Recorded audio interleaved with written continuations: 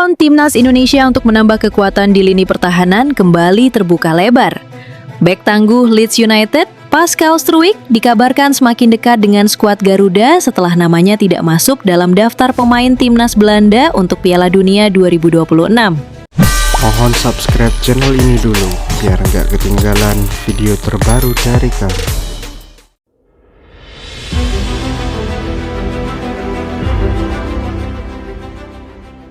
Peluang timnas Indonesia untuk menambah kekuatan di lini pertahanan kembali terbuka lebar. Bek tangguh Leeds United, Pascal Struijk, dikabarkan semakin dekat dengan skuad Garuda setelah namanya tidak masuk dalam daftar pemain timnas Belanda untuk Piala Dunia 2026. Situasi ini memunculkan harapan besar bagi PSSI untuk merealisasikan proses naturalisasi sang pemain demi memperkuat tim besutan John Hartman menghadapi berbagai turnamen penting mendatang. Timnas Indonesia berpotensi makin mewah menyusul tak dipanggilnya Pascal Struijk ke dalam skuad timnas Belanda di Piala Dunia 2026.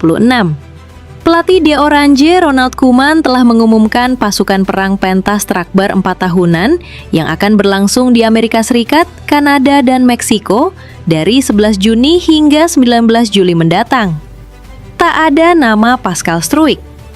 Bek tengah andalan Leeds United kalah bersaing dengan pemain belakang beken lainnya macam Nathan Ake, Man City, Denzel Dumfries, Inter Milan, Jurriën Timber, Arsenal, dan Virgil van Dijk, Liverpool. Dengan demikian, tidak menutup kemungkinan Pascal Struijk akan mengamini tawaran PSSI terkait perpindahan kewarganegaraan. Kelahiran Belgia ini merupakan pemain keturunan Indonesia Belanda dari garis ibu yang berasal dari Semarang. PSSI memang sudah lama membidik Pascal Struijk dan berharap tukang jagal berusia 26 tahun mengikuti langkah Jai Itzes, Kelvin Verdong, Kevin Dix, dan pemain keturunan lainnya untuk dinaturalisasi. Timnas Indonesia yang saat ini diarsiteki pelatih asal Inggris John Hartman tengah menatap sederet hajatan penting, diantaranya FIFA Matchday Juni 2026, Piala AFF 2026, FIFA ASEAN Cup 2026, serta Piala Asia 2027. Terkait kans bergabungnya Pascal Struijk juga dikomentari pengamat sepak bola senior Roni Pangemanan. Ini pemain belakang yang saya pikir tampil begitu baik ya bersama dengan Leeds United di Premier League. Dia bermain 33 kali dan bagi kita tentunya bangga punya pemain berdarah Indonesia, kata Roni Pangemanan via kanal YouTube Bicara Ropan.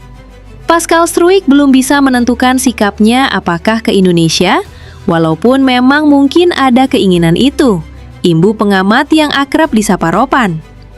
Menurut Ropan, kegagalan Pascal Struijk ke Piala Dunia 2026 bersama Belanda membuat peluang Indonesia semakin menganga. Harapan kita untuk bisa mendapatkan pemain ini semakin terbuka. Jalan menuju naturalisasi bergantung bagaimana pembicaraan PSSI.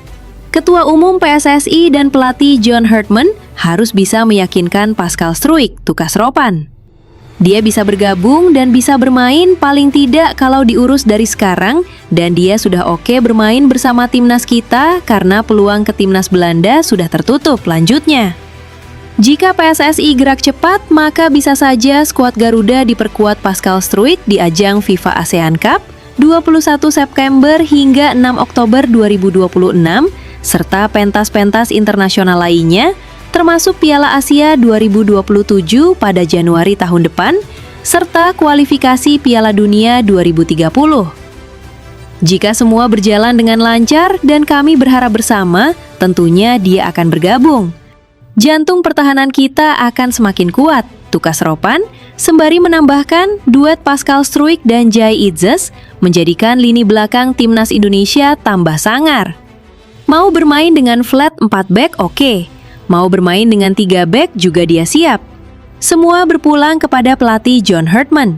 Yang pasti, kita sangat beruntung kalau bisa mendapatkan pemain ini, pungkas Ropan. Gelandang Tom Hey dan bek kiri Shane Patinama tetap bergabung dalam pemusatan latihan Timnas Indonesia di Stadion Madia, Jakarta pada Kamis 28 Mei 2026.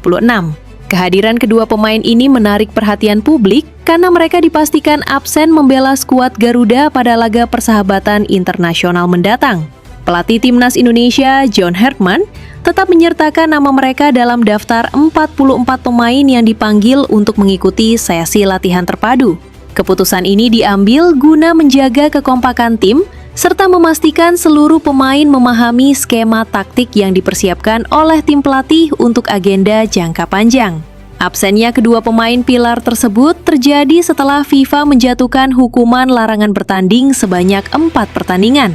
Sanksi disiplin ini merupakan buntut dari kartu merah yang diterima oleh Tom Hay dan Shane Patinama pada pertandingan kasta tertinggi sebelumnya saat menghadapi Irak. Berdasarkan kronologi sanksi, 2 pertandingan hukuman pertama sudah dijalani oleh Hay dan Patinama saat Indonesia melakoni laga melawan Bulgaria serta Saint Kitts and Nevis pada ajang FIFA Series Maret 2026 lalu. Sementara itu, 2 sanksi sisa harus dijalani pada 2 pertandingan internasional yang dijadwalkan pada bulan Juni mendatang. Hal inilah yang menjawab pertanyaan publik mengenai kenapa Tom Hay tidak main lawan Oman, serta alasan kuat di balik absennya Patinama di lini pertahanan. Manajemen tim tetap mewajibkan mereka hadir di pemusatan latihan agar kondisi fisik mereka tetap berada di level tertinggi kompetisi. Sesi latihan yang digelar mulai Kamis ini juga membagi fokus tim untuk persiapan 2 turnamen yang saling berdekatan. Selain agenda pertandingan persahabatan internasional resmi dari FIFA, tim pelatih juga tengah menyaring pemain untuk kompetisi regional Asia Tenggara.